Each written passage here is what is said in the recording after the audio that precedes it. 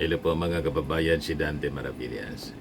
Dito muna tayo sa ating podcast, Life with Dante M. I-chop-chop natin mga kababayan yung naging sona ng ating Pangulong Bongbong Marcos. Kasi mahaba siya. Alam naman natin po ang attention span ng mga tao. Mga nasa, based on studies, nasa 20 minutes lang po ang average attention span ng mga tao. Kaya pag sumobra na dyan, most of the time, may distraction na. Hindi na maintindihan kung anong sinasabi ng kausap. O sa speech mga kababayan, tulad ng sona ng ating Pangulo, umabot siya ng yung actual speech, mga 1 hour and 30 minutes yata. So mahaba, kaya kailangan natin i-chop-chop para madali po na makuha ng ating mga mamamayang Filipino.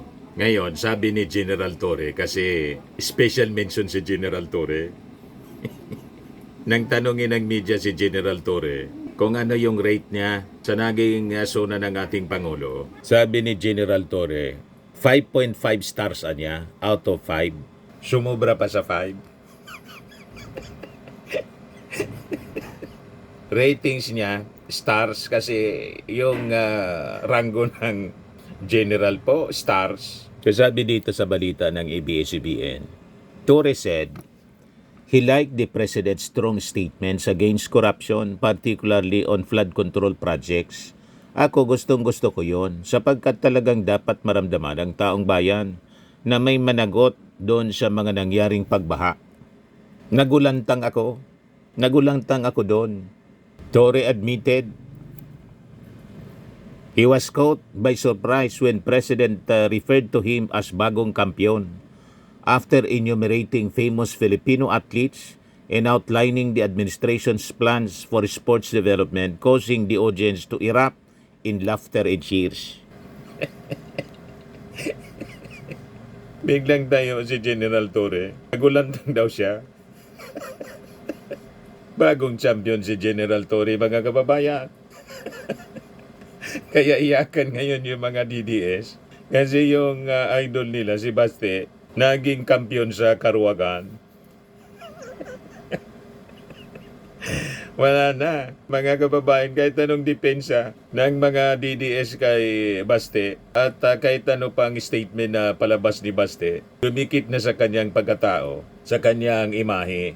Mga kababayan, yung sayang ang tato.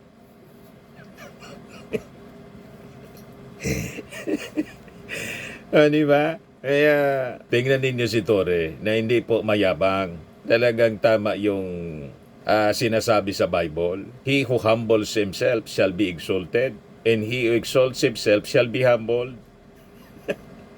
Di ba? Ang mapagpakumbaba, tinataas. Tingnan ninyo si General Torre. Napatayo, minensyon ng Pangulo, bagong champion.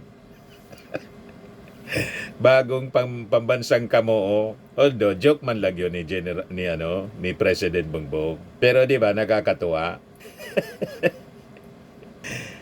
Bigla ako, sabi ni nagulat ako, sabi ni General Torre. Bigla siyang i-mention ng ating Pangulo. Ito po yung ating Pangulong Bongbong Marcos.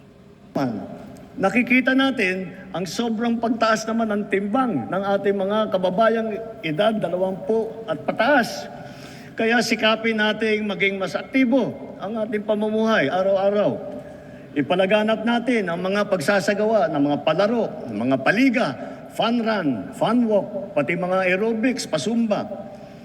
Para sa mga LGU, buksan at gawing maaliwalas ang mga park at mga plaza natin kung saan makakapag-ensayo ang ating mga mamamayan, bata man o matanda. Magpatupad tayo ng mga car-free Sunday tulad ng ginagawa sa ilang lungsod na dito sa Metro Manila, sa Baguio, sa Cebu, pati sa Iloilo at Davao. Bilang pagsuporta rito, simula ngayon, bubuksan ng Philippine Sports Commission sa publiko ang kanilang mga track and field oval sa Pasig, Maynila at Baguio. Kapag jogging na kayo ng libre. Magbubuhos tayo ng todo sa mga palaro at mga atleta sa buong bansa. Halimbawa, ang palarong pambansa at ang Batang Pinoy Games na gaganapin sa General Santos City ngayong Oktubre. Bubuo ng bagong pambansang programa para sa sports development. Malapit na si Uumpisa natin General ito Torre sa i-mention. paaralan. Ibabalik natin ang mga sports club at magsasagawa tayo ng mga palaro at intrams sa lahat ng pampublikong paaralan. Naririyan na ang ating Philippine Sports Commission at saka ang PAGCOR upang tiyakin ang patuloy na pagtaguyod at pagsuporta sa ating mga programang pampalakasan ng mga atleta sa buong bansa.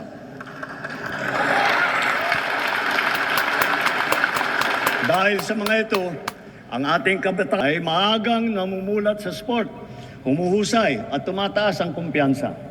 Sumusunod sila sa yapak ng ating mga kampyon at world-class na athlete tulad ni Senator Manny Pacquiao, ni Heidelin Diaz, ni Kaloy Yulo, Ira Villegas, Nesty Petesio, EJ Obiena, Alex Ayala, ang Paralympian natin na sina Gerald Mangliwan, Sandy Asusano, Angel May Otong, at Ernie Gawilan. Sama na rin natin yung bago nating kampyon, si PNP Chief Nick Torres.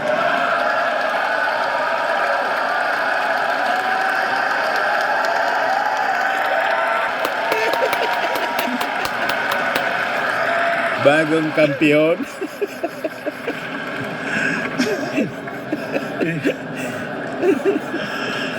Tuwag-tuwa yung ating Pangulo. Gulat si Chief PNP.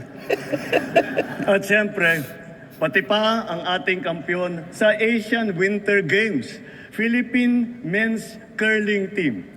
Akalain mo nga naman, walang winter dito sa Pilipinas. Napatunayan pa rin Diba? natin na maging kampyon sa Winter Games.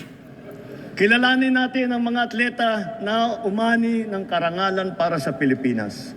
Hindi lamang sila nakapaghatid ng kasiyahan sa buong sambayanan, pinalakas pa nila ang ating pagmamahal sa bayan at lalo pang pinatingkad ang dangal ng bawat Pilipino.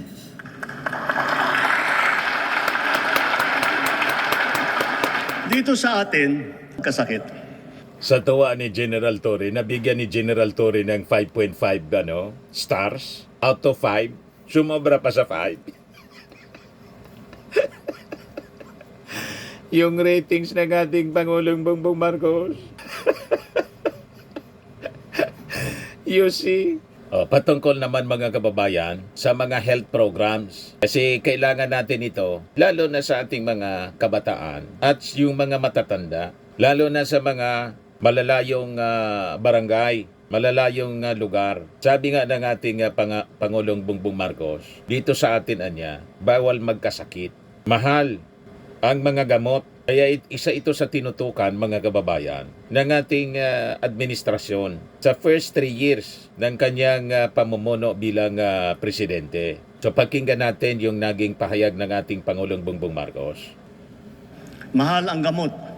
Kulang ang paggamutan. Walang doktor, lalo na sa mga liblib ng mga bayan. Kaya mula nang nagsimula ang administrasyon, ito ang tinutukan natin. Kasama ng edukasyon at pagsugpo sa kahirapan. Sa loob ng 3 taon, pinarami natin ang mga pampublikong ospital at specialty center. Nariyan na rin ang 53 bukas center sa 32 lalawigan sa bansa. May libreng check-up, x-ray, lab test at iba pa. Ito ay para sa agarang serbisyong outpatient na hindi na kailangan magpa-confine pa sa ospital. Asahan ninyo, marami pa ang ating bubuksan na bukas.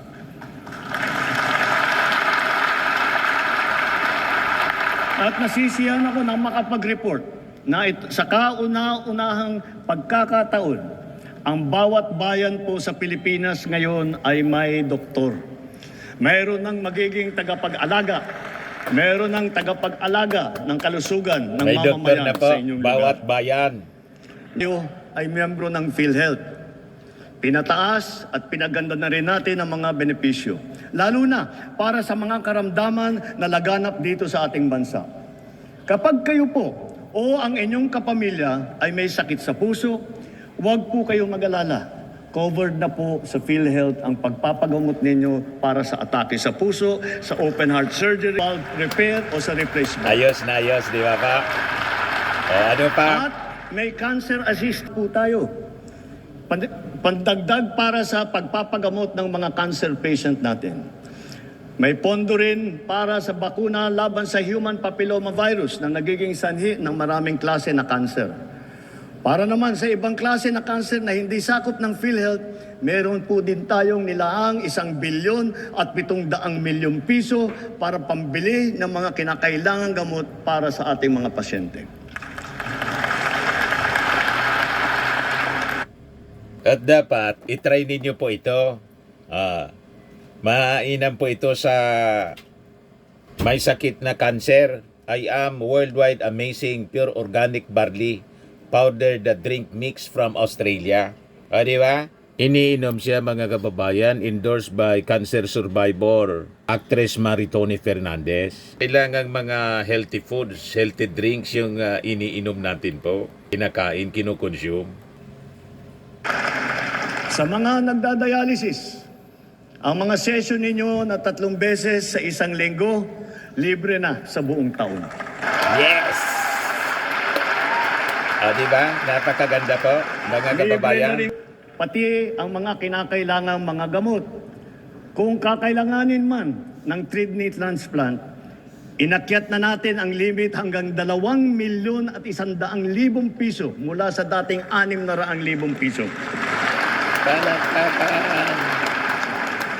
At ngayon, covered na rin ng PhilHealth ang mga serbisyo at gamot pagkatapos ng operasyon ng kidney transplant.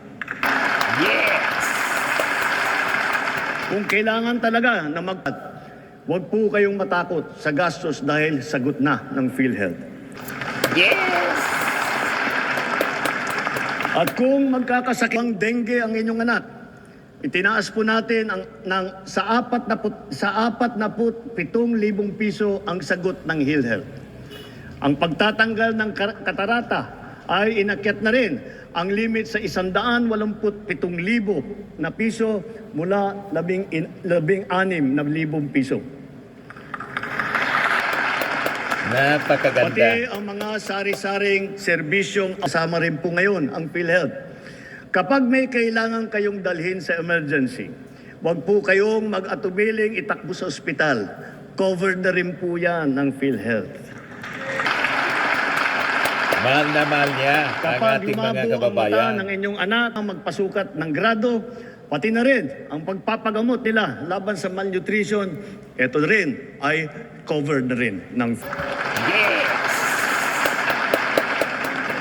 At para sa mga sakop na rin ng PhilHealth ang inyong therapy at rehabilitasyon, pati na rin ang mga mahalagang kagamitan pang-suporta para sa inyo. Pinabibilis pa natin ang proseso ng pagbayad ng PhilHealth sa mga ospital at mga klinika para naman siguradong maayos at hindi naantala ang kanilang serbisyo sa mga pasyente. Maaasahan pa rin ng mga medical assistance program kung kulang ang pambayad sa ospital. Mula pumasok ang administrasyong ito, nakapaghatid ito ng tulong sa higit 11.5 milyong Pilipino. Higit sa lahat, padadaliin pa natin ang proseso ng medical assistance dahil ipapasok na po ito sa ating eGov app. Mga kababayan, asahan po ninyo ating lahat para matulungan kayo na magpapagaling at lumakas. Ngunit batid natin ang mga realidad sa mga pampublikong ospital. Kanya-kanya ang bili ng medical supply. Kanya-kanyang lakad ng medical assistance para sa bill na hindi kayang bayaran.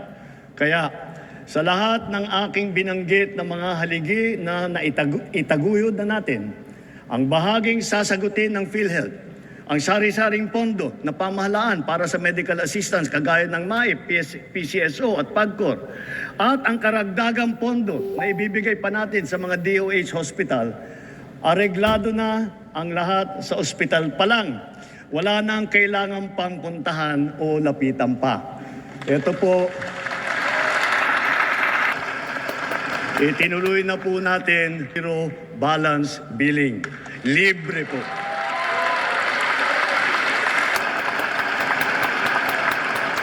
Ibig sabihin, ang serbisyo sa basic accommodation sa ating mga DOH na ospital, wala nang babayaran ang pasyente dahil bayad ng bill ninyo.